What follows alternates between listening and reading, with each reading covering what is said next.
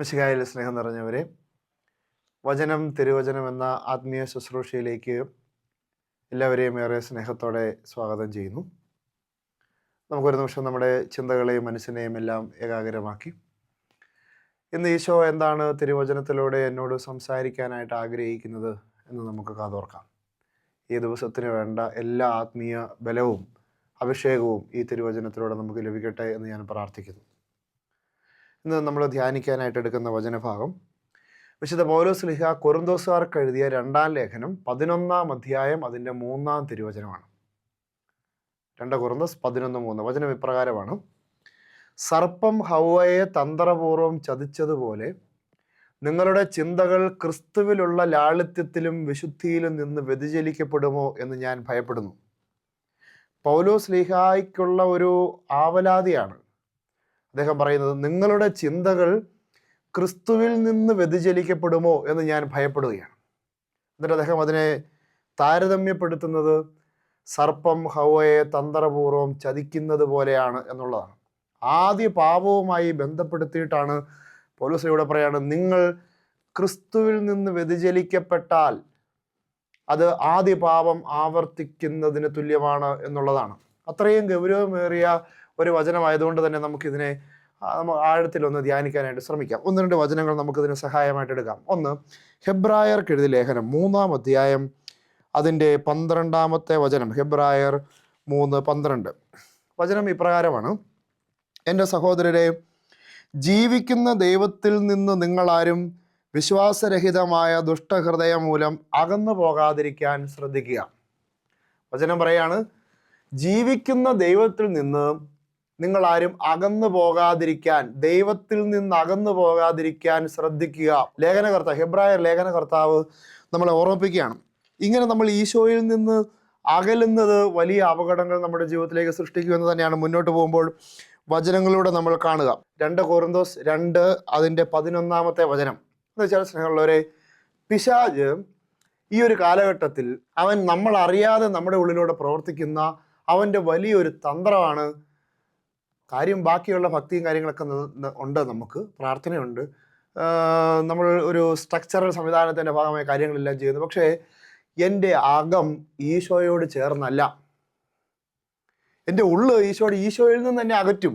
അവനെ ഭക്തിയുടെ ബാഹ്യരൂപത്തിലൊക്കെ നിലനിർത്താനായിട്ട് ഒക്കെ നമുക്ക് വേണ്ട സാഹചര്യങ്ങളൊക്കെ ഒരുക്കി തരും. പക്ഷേ അകത്ത് ഈ ഒരു അനുഭവമില്ല, ഈശോയോട് ചേർന്നല്ല.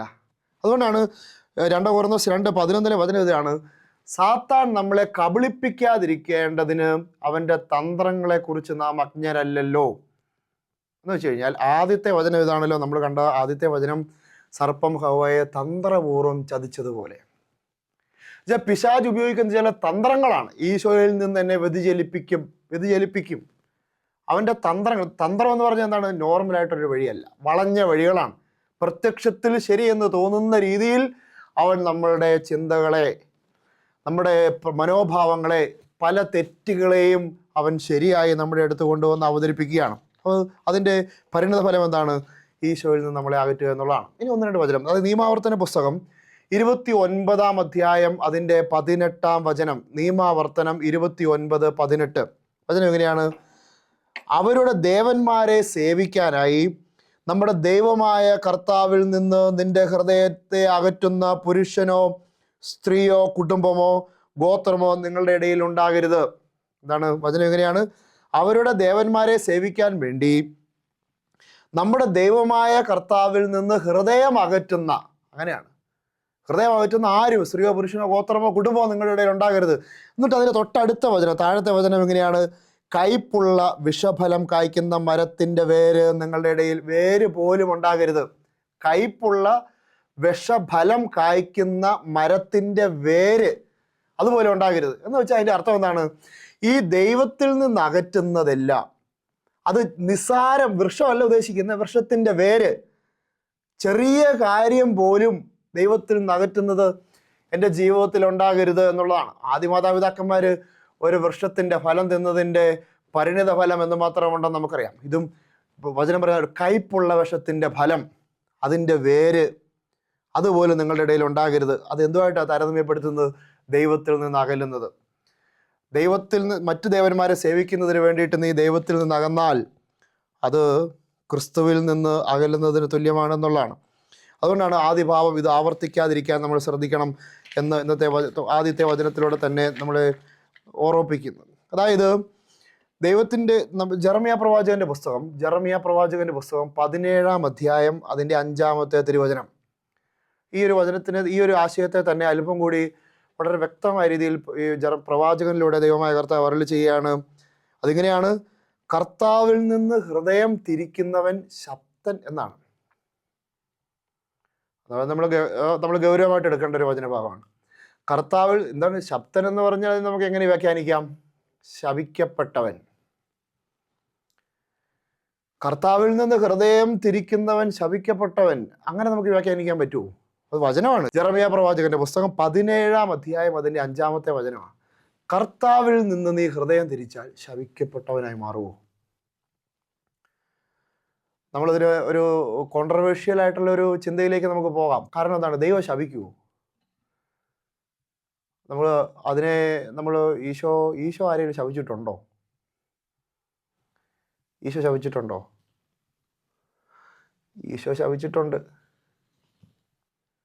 ഈശോ ആരെയാ ശപിച്ചേ? ഈശോ ശപിച്ചത് ആരെയാ? അത് നമുക്കറിയാം. വചനത്തെ കൃത്യമായിട്ട് പറയുന്നുണ്ട് അല്ലേ? ഏതാണ്? മർക്കോസ് 11:12. അത് അവിടെ തൊട്ട് ഹെഡിങ് ആരംഭിക്കുകയാണ്. എന്ത്? ഈശോ അത്തിമരത്തെ ശപിക്കുന്നു. ദൈവത്തിന് ഇങ്ങനെ ഈശോയ്ക്ക് ശപിക്കാൻ പറ്റുമോ? ആ ശാപത്തിൻ്റെ ഫലം ആ വൃക്ഷ സമൂലം ഉണങ്ങിപ്പോയെന്നാണ് തൊട്ടടുത്ത ദിവസത്തിൽ സ്ലീഹന്മാർ ഈശോയെ ഓർമ്മിപ്പിക്കും. ഈശോ ശപിച്ചു, അത് ഉണങ്ങിപ്പോയി, സമൂലം ഉണങ്ങി. ദൈവം ശപിക്കൂ? സ്നേഹമായ ദൈവം ശപിക്കൂ? ഇതാ വീണ്ടും വചനം അടുത്തത്. മത്തായി 25:41. മത്തായിയുടെ സുവിശേഷം 25-ാം അധ്യായം 41-ാമത്തെ വചനത്തിൽ പറയുന്നത് എന്താണെന്നറിയാമോ? ശപിക്കപ്പെട്ടവരെ ദൈവം വിളിക്കുകയാണ്. ശപിക്കപ്പെട്ടവരെ, നിങ്ങൾ എന്നിൽ നിന്ന് അകന്ന്, എന്നിട്ട് പറയുന്നതാണ്, പിശാചിനും അവൻ്റെ ദൂതന്മാർക്കുമായി സജ്ജമാക്കിയിരിക്കുന്ന നരകാഗ്നിയിലേക്ക് പോവുക. ശപിക്കപ്പെട്ടവരെ നിങ്ങൾ, അതിൻ്റെ അകത്തുള്ള അർത്ഥമാണ് നമ്മൾ വ്യാഖ്യാനിക്കേണ്ടത്. എന്താണ് ശപിക്കപ്പെട്ടവരെ എന്ന് പറഞ്ഞിട്ട് അടുത്തത് എന്താണ്? നിങ്ങൾ എന്നിൽ നിന്ന് അകന്ന്. അങ്ങനെ തന്നെയാണ് വചനം. മത്തായി 25:41. ശപിക്കപ്പെട്ടവരെ നിങ്ങൾ എന്നിൽ നിന്ന് അകന്ന്, പിന്നെ പറയുകയാണ്, പിശാചിനും അവൻ്റെ ദൂതന്മാർക്കുമായി സജ്ജമാക്കിയിരിക്കുന്ന നരകാഗ്നിയിലേക്ക് പോകും. എന്തായിരിക്കും ഈ ശപിക്കപ്പെടുക എന്ന് പറഞ്ഞാൽ? അതിൻ്റെ അർത്ഥം ഈശോ ശപിച്ചു എന്ന് പറഞ്ഞാൽ ഈ വചനത്തിൻ്റെ എല്ലാ അടിസ്ഥാനത്തിൽ ഈ ജെറമ്യാ പ്രവാചകൻ 17:5 ദൈവത്തിൽ നിന്ന് അകന്നവൻ ശപിക്കപ്പെട്ടവൻ. ഇവിടെ ഈശോ അന്ത്യവിധിയിൽ പറയാണ്, എന്നിൽ നിന്ന് അകന്ന്, ശപിക്കപ്പെട്ടവരെന്ന് എന്നിൽ നിന്ന് അകന്ന്. എന്നുവെച്ചാൽ അതിൻ്റെ അർത്ഥം എന്തായിരിക്കും?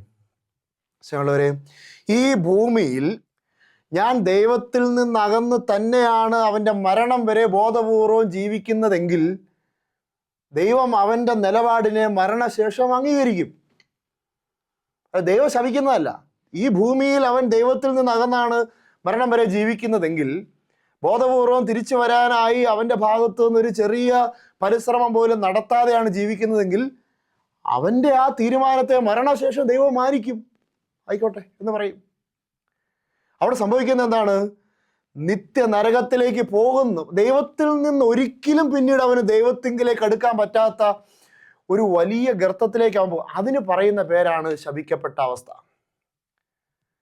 അത് ദൈവം ശപിക്കുന്നതല്ല, അവൻ സ്വയം എടുക്കുന്ന അവൻ്റെ അവസ്ഥയാണ്. അവൻ സ്വയം തീരുമാനിക്കുന്ന, അവൻ്റെ സ്വാതന്ത്ര്യത്തിലൂടെ അവൻ തീരുമാനിക്കുന്ന ഒരവസ്ഥ അവനെ കൊണ്ടുവന്ന് എത്തിക്കുന്നതാണ് ഈ ശപിക്കപ്പെട്ട അവസ്ഥ. പിന്നീട് ഒരിക്കലും ഈ ദൈവവുമായുള്ള ഐക്യത്തിലേക്ക് അവന് കടന്നു വരാൻ പറ്റില്ല. അതുകൊണ്ടാണ് ശപിക്കപ്പെട്ടവരെ എന്നിട്ട് പറയുന്നതാണ്, നിങ്ങൾ എന്നിൽ നിന്ന് അകന്ന്. അവൻ ജീവിച്ചിരിക്കുന്ന കാലത്ത് ഈശോയിൽ നിന്ന് അകന്നാണ് ജീവിക്കുന്നതെങ്കിൽ, ഈശോയുടെ സാന്നിധ്യത്തിൽ നിന്ന് അകന്നാണ് ഈശോയിലേക്ക് വരാനായിട്ട് അവൻ പരിശ്രമിക്കാതെയാണ് ജീവിക്കുന്നതെങ്കിൽ, അതാണ് ഈശോ പറയുന്നത്, അവൻ വീണ്ടും ഒരിക്കലും അവന് ദൈവത്തോട് അടുക്കാൻ പറ്റാത്ത ഒരു സാഹചര്യത്തിലേക്ക് അവൻ പോകും. എന്നേക്കുമായി അകറ്റപ്പെട്ട അവസ്ഥയ്ക്ക് പറയുന്ന പേരാണെന്ത്? ശപിക്കപ്പെട്ട അവസ്ഥ എന്ന് പറയുന്നത്. വീണ്ടും ഹെബ്രായർ 10:38 വചനം പറയുന്നത് ഇങ്ങനെയാണ്: നീതിമാൻ വിശ്വാസം മൂലം ജീവിക്കും. എന്നിട്ട് പറയുന്നതാണ്, അവൻ പിന്മാറുന്നുവെങ്കിൽ എൻ്റെ ആത്മാവ് അവനിൽ പ്രസാദിക്കുകയില്ല. നീതിമാൻ വിശ്വാസം മൂലം ജീവിക്കും, അവൻ പിന്മാറുന്നുവെങ്കിൽ എൻ്റെ ആത്മാവ് അവനിൽ പ്രസാദിക്കുകയില്ല. വീണ്ടും വചനം അതിൻ്റെ 38 നമ്മൾ കണ്ടത്. 39-ാമത്തെ വചനം: പിന്മാറി നശിപ്പിക്കപ്പെടുന്നവരുടെ കൂട്ടത്തിലല്ല, വിശ്വസിച്ച് ആത്മരക്ഷ പ്രാപിക്കുന്നവരുടെ കൂട്ടത്തിലാണ് നാം. ഉള്ളവരെ, പിന്മാറി നശിപ്പിക്കപ്പെടുന്നവരുടെ കൂട്ടത്തിലല്ല, വിശ്വസിച്ച് ആത്മരക്ഷ പ്രാപിക്കുന്നവരുടെ കൂട്ടത്തിലാണ് നാം. ഞാൻ ഇത്രയും വചനങ്ങൾ പറഞ്ഞത് ഈ പിന്മാറ്റം ദൈവിക സാന്നിധ്യത്തിൽ നിന്ന് എൻ്റെ ഹൃദയത്തെ അകറ്റുന്നത്, ദൈവത്തിൽ നിന്ന് സാവകാശമായി അകലുന്നത് പെട്ടെന്ന് നമുക്ക് വലിയ കുഴപ്പമായിട്ട് തോന്നില്ല. അതിൻ്റെ ഗൗരവം നമുക്ക് അപ്പോൾ പെട്ടെന്ന് നമുക്ക് മനസ്സിലാവില്ല. പക്ഷേ സാവകാശം ഈ പിന്മാറ്റം എന്നെ നാശത്തിലേക്ക് കൊണ്ടുവന്നെത്തിക്കും എന്നുള്ളത് തന്നെയാണ് വചനം. നമുക്ക് അനുഭവത്തിൽ, നമുക്ക് വചനത്തിലേക്ക് വരാം. 1-2 അനുഭവങ്ങൾ. ഒന്ന്, പുതിയ നിയമത്തിൽ ഈശോ പറഞ്ഞ ഒരു ഉപമ ഏതാണ്? ലൂക്കായുടെ സുവിശേഷം 15-ാം അധ്യായം, ധൂർത്തപുത്രന്റെ ഉപമ. ധൂർത്തപുത്രന്റെ ഉപമയിൽ എവിടുന്നാണ് ഈ പിന്മാറ്റം, അകൽച്ച സംഭവിക്കുന്നത്? തുടക്കത്തിൽ അവൻ പിതാവിൻ്റെ അടുത്ത് എന്നിട്ട് പറയാണ്, എൻ്റെ സ്വത്ത് തരിക. അപ്പം ശരിക്കും അവൻ എന്താ അവിടെ സംഭവിക്കുന്നത്? പിതാവിൽ നിന്ന് ഈ ധൂർത്തപുത്രൻ അകന്നു എന്നുള്ളതാണ്. പിതാവിൽ നിന്ന് സ്വത്ത് സെപ്പറേറ്റ് ആയിട്ട് ഇവൻ ഓഹരി ആവശ്യപ്പെടുമ്പോൾ അതിൻ്റെ അർത്ഥം മനസ്സിലാക്കണമെന്നുണ്ടെങ്കിൽ ലൂക്കായുടെ സുവിശേഷം 15 അതിൻ്റെ 31, ലൂക്ക 15:31 പിതാവ് ജ്യേഷ്ഠനോട് പറയുന്നൊരു വചനമുണ്ട്. മോനെ, എനിക്കുള്ളതെല്ലാം നിനക്കുള്ളതല്ലേ? അതായത് പിതാവിനുള്ളതെല്ലാം മക്കൾക്കുള്ളതാണ്. ഈ മകനുള്ളതായിരുന്നു. പക്ഷേ പിതാവിനുള്ളതെല്ലാം എനിക്കുള്ളതാണെന്ന് അവന് മനസ്സിലാക്കാതെ അവന് സെപ്പറേറ്റ് വേണം. പിതാവിൽ നിന്ന് അവൻ അകന്നു. പിതാവിൽ നിന്ന് അകന്നപ്പോൾ അവൻ്റെ ഫോക്കസ് സ്വത്തിലേക്ക് വരികയാണ്. അടുത്ത സ്റ്റെപ്പാണ് ഈ അകലിച്ച സ്വത്തിലേക്ക് വന്നിട്ടോ അത് അവൻ്റെ ഉള്ളിൽ ദുരാഗ്രഹം ഉണ്ടാക്കുകയാണ്. ചിന്തകൾ പലതരത്തിൽ. സ്വത്ത് വന്നു കഴിഞ്ഞപ്പോഴാണ് പിന്നീട് ഇവൻ ധൂർത്തനായി മാറുന്നത്. ആദ്യം സ്വത്തിലേക്കാണ്. സ്വത്ത് അവൻ്റെ കൈ വന്നു.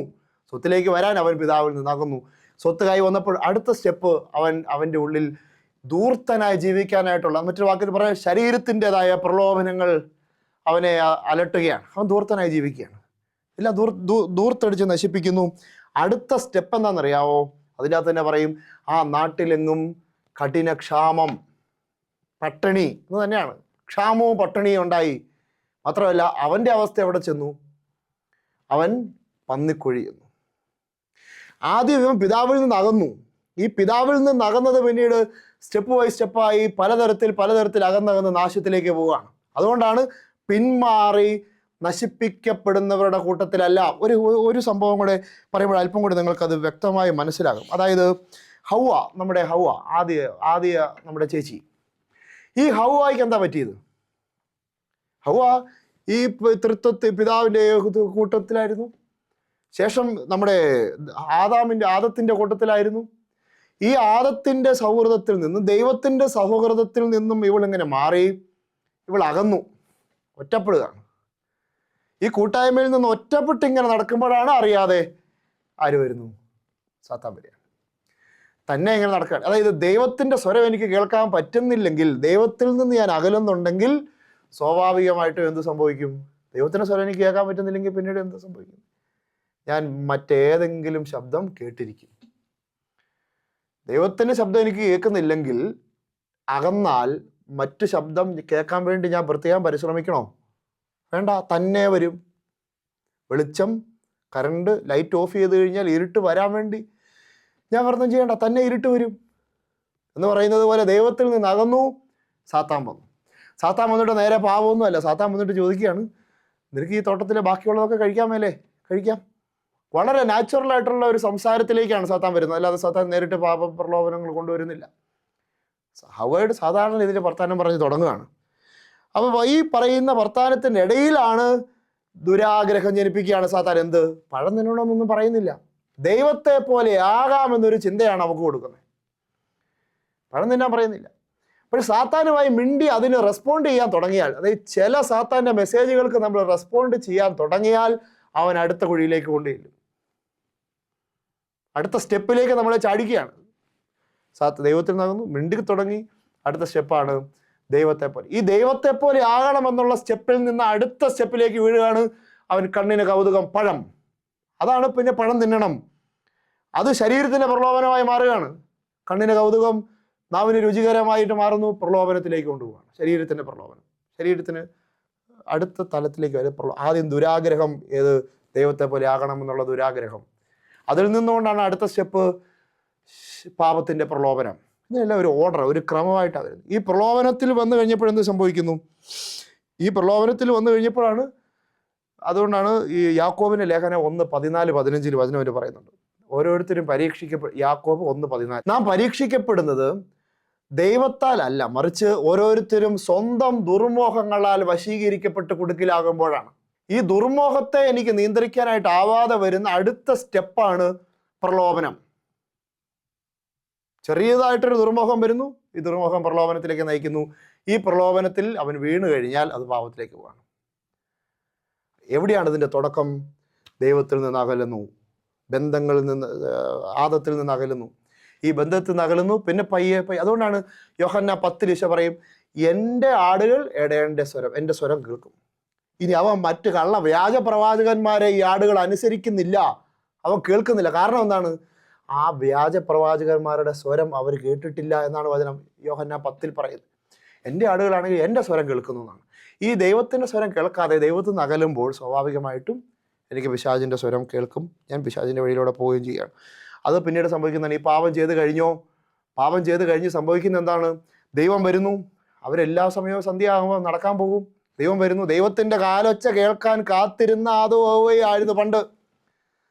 ദൈവത്തിൻ്റെ കാലൊച്ച കേൾക്കാൻ കാത്തിരുന്ന ആദവും ഹവ്വയും ഇപ്പൊ ദൈവത്തിൻ്റെ കാലൊച്ച കേട്ടപ്പോൾ ഓടുകയാണ്, ഓടി മരങ്ങൾക്കിടയിൽ ഒളിക്കുകയാണ്. അതായത് ഇവർ ദൈവത്തിൽ നിന്ന് അകന്നു, പാപം ചെയ്തു. പിന്നെ ദൈവത്തെ കാണുമ്പോൾ അവർക്ക് ഭയമാണ്, നഗ്നതയാണ് അവർക്ക് മനസ്സിൽ തോന്നുന്നത്, ഭയം. അതായത് ഈ പാപം ഇങ്ങനെ, അതാണ് ഈ നാശത്തിലേക്ക് പോവുകയാണ്. പിന്നീട് അവർ അത്യമരത്തിലേക്ക് പോവുകയാണ്, അല്ലെ? പിന്നീട് അവസാനം അവർ ഏതേ തോട്ടത്തിൽ നിന്ന് പുറത്താക്കപ്പെടുകയാണ്.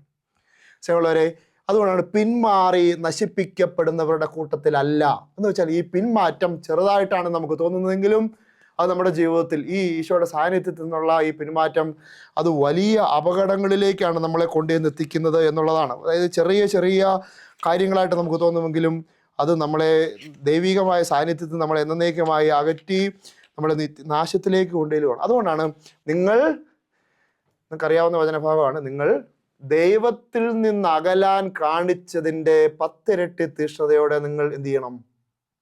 തിരിച്ചു വരണം.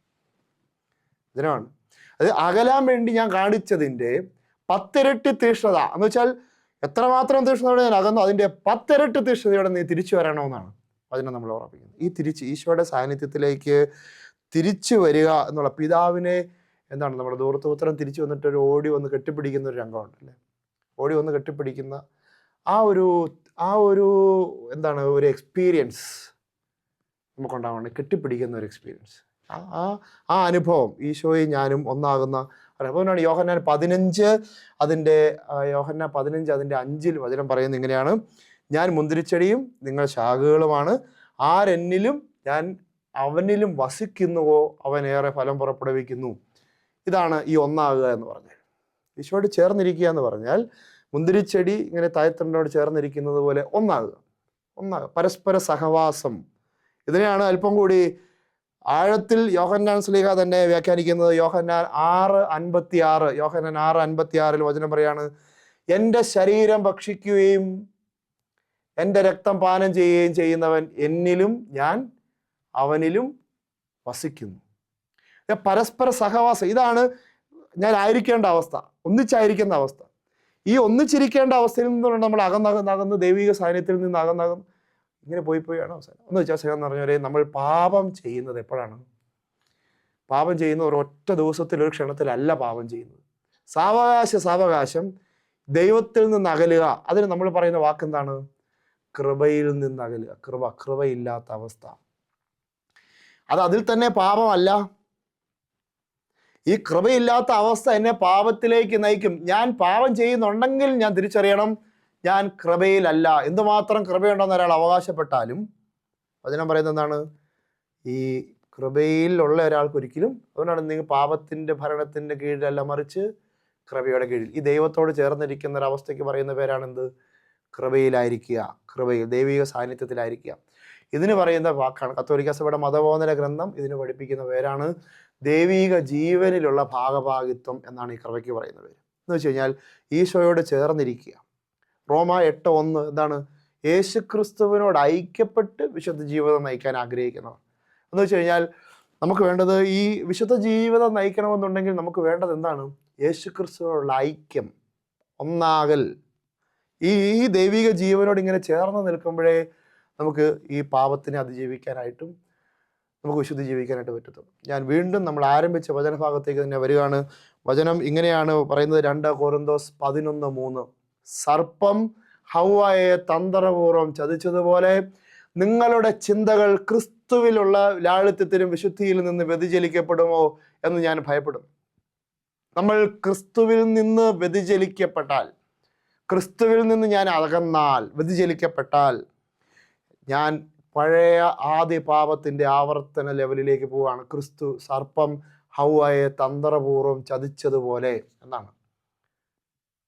അപ്പോൾ നമ്മളെ ഈ പ്രലോഭനത്തിന് വീണ്ടും വിധേയമാകുകയാണ് ചെയ്യുന്നത്. എന്നുവെച്ചാൽ സാത്താൻ ഈ ഒരു കാലഘട്ടത്തിൽ നമ്മുടെ വ്യക്തിപരമായ ജീവിതത്തിൽ വല്ലാത്ത രീതിയിൽ നമ്മൾ അറിഞ്ഞോ അറിയാതെയോ ഈ ഈശോയിൽ നിന്ന് ബാക്കിയെല്ലാം നമ്മളെ നിലനിർത്തും. പക്ഷേ ഈശോയിൽ നമ്മളെ ഉള്ളിൽ ഈശോയുടെ സാന്നിധ്യത്തിൽ നിന്ന് നമ്മളെ അകറ്റുന്ന തരത്തിലുള്ള ബന്ധങ്ങളാവാം, സോഷ്യൽ മീഡിയയുടെ ഉപയോഗങ്ങളാവാം, ഇൻ്റർനെറ്റ് ആകാം, മറ്റ് നമ്മുടെ വ്യക്തിപരമായ ജീവിതമാകാം. ഇത് ഒന്നും ഈശോയിൽ നിന്ന് അകറ്റുന്നുണ്ടെന്ന് എനിക്ക് തോന്നിയാൽ, അതുകൊണ്ടാണ് അതിന് വൃക്ഷത്തിൻ്റെ വേര് പോലും ഉണ്ടാകരുത്. ചെറിയൊരു കാര്യം പോലും ഈശോയിൽ നിന്ന് എന്നെ അകറ്റുന്നത്, അതെനിക്ക് അകറ്റുന്ന തോന്നുന്നുണ്ടെങ്കിൽ, അതുകൊണ്ടാണ് വചനം നമ്മൾ മനസാപ്രകരണത്തിൽ ഒരു കാര്യം ചെല്ലുന്നുണ്ട്. എന്താണ് പാപം? എന്താണ്? അങ്ങയുടെ പ്രസാദപര സഹായത്താൽ പാപ സാഹചര്യങ്ങളെ ഉപേക്ഷിക്കുമെന്നും. പാപ സാഹചര്യങ്ങളാണ് ഇതെല്ലാം, ഇതിൻ്റെ വേരെന്ന് പറയുന്നത്. ഈ പാപ സാഹചര്യങ്ങളെ ഉപേക്ഷിക്കാതെ, അല്ലെ നല്ല സംസാരത്തിനായിട്ട് 5 കാര്യത്തിനകത്ത് പറയുന്നതാണ് മേലിൽ പാപം ചെയ്യുകയില്ല എന്ന് പ്രതിജ്ഞ. ഈ ചെയ്യുകയില്ല എന്നുള്ള പ്രതിജ്ഞ, ഈ ഉപേക്ഷ, ഇതില്ലാതെ നമുക്ക് ഈ ദൈവിക ജീവനിലേക്ക് വളരാനോ ഈ ദൈവിക സാന്നിധ്യത്തിലേക്ക് ആയിരിക്കാനോ സാധിക്കില്ല എന്നുള്ളതാണ്. തീർച്ചയായിട്ടും ഈ ഒരു വചനത്തിലൂടെ ഈശോയോട് എപ്പോഴും ചേർന്നിരിക്കണം. വിശുദ്ധരെല്ലാം അങ്ങനെയാണ് ജീവിച്ചത്. ഈശോ ദൈവ സാന്നിധ്യ സ്മരണയിൽ ജീവിക്കുക എന്നൊക്കെ സന്യാസത്തിൻ്റെ ആഴങ്ങളിലേക്ക് വരുമ്പോൾ നമ്മളിങ്ങനെ എപ്പോഴും പറയാറുണ്ട്. വിശുദ്ധരൊക്കെ പറഞ്ഞു ദൈവ സാന്നിധ്യ സ്മരണ, അത് ഈശോയോട് ചേർന്നില്ല. എൻ്റെ അകത്ത് കുർബാനയായ ഒരു ഈശോ ഇപ്പോഴും ജീവനോടെ ഉണ്ടെന്നുള്ളൊരു തിരിച്ചറിവ്, അതിങ്ങനെ അലിഞ്ഞു തീരുമ്പോൾ ഇല്ലാതായിട്ടില്ല. എൻ്റെ അകത്ത് കുർബാനയിലുള്ള ഈശോ ഇപ്പോഴും ജീവനോടെ ഉണ്ട്, ആ ഈശോ എൻ്റെ അകത്തുണ്ടെന്നുള്ള അവബോധത്തോടെ ജീവിക്കാൻ നമുക്ക് സാധിക്കട്ടെ. തീർച്ചയായിട്ടും ഈശോ നിങ്ങളെയും നിങ്ങളുടെ കുടുംബത്തെയും നിങ്ങളുടെ ജീവിതത്തെ എല്ലാം സമർത്ഥമായിട്ട് അനുഗ്രഹിക്കട്ടെ എന്ന് പ്രാർത്ഥിക്കുന്നു. പിതാവിൻ്റെയും പുത്രൻ്റെയും പരിശുദ്ധാത്മാവിൻ്റെയും നാമത്തിൽ ആമേൻ.